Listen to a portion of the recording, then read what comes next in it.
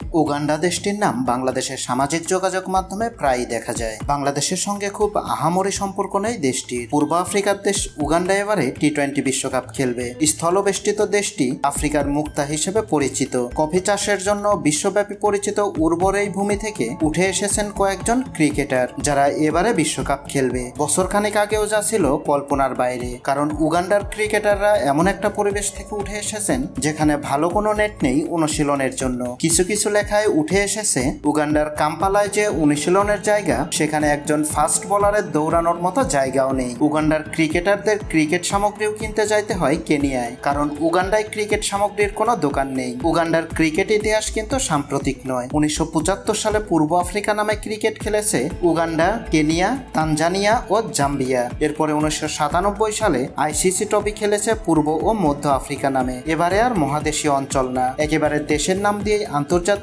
Cricket কাউন্সিলের event খেলবে Uganda. এই বিশ্বকাপটা উগান্ডা ক্রিকেটারদের জন্য স্বপ্নের মতো। পৃথিবীর অনেক দেশের মতো উগান্ডাতে সবচেয়ে প্রিয় খেলা ফুটবল। ক্রিকেটাররা কিছুটা নজরে আসতে চান, কারণ ক্রিকেট খেলাটা চালিয়ে যেতে হলে তাদের পৃষ্ঠপোষক প্রয়োজন। একই সাথে প্রয়োজন সরকারের সমর্থন। সেটা হয়তো এখন থেকে পাওয়া শুরু করবেন বলে আশা করছেন উগান্ডার পুরুষ ক্রিকেট দলের অধিনায়ক ব্রায়ান মাসাবা। তিনি বলেন, আমাদের যে সুযোগ সুবিধা দেওয়া হয় সেটা খুব একটা ভালো বলা যাবে না। তাই আমার মতে উগান্ডার বিশ্বকাপ খেলাটা একরকম অলৌকিক বটে। বিশ্বকাপে উগান্ডা গ্রুপে আছে নিউজিল্যান্ড, ওয়েস্ট ইন্ডিজ, আফগানিস্তান ও পাপুয়া নিউ গিনি। উগান্ডা বেশিরভাগ ম্যাচ খেলেছে রুয়ান্ডা ও তানজানিয়ার বিপক্ষে। গত 2 বছরে 59 ম্যাচে মাত্র 8টিতে হেরেছে দলটি। এতে করে দলটি খুব শক্তিমত্তা অর্জন না করলেও টি-20 ক্রিকেটে কিভাবে ম্যাচ বের করতে হয় সেই ধারণাটুকু রয়েছে। শেষ পর্যন্ত সাবেক টেস্ট খেলুড়ে দেশ জিম্বাবুয়ের বিপক্ষে টি-20 ম্যাচ জিতে বিশ্বকাপ খেলা নিশ্চিত করেছে উগান্ডা। উগান্ডার ক্রিকেট ইতিহাসে কখনো কোনো জার্সিতে স্পন্সর ছিল না, এবার দলটি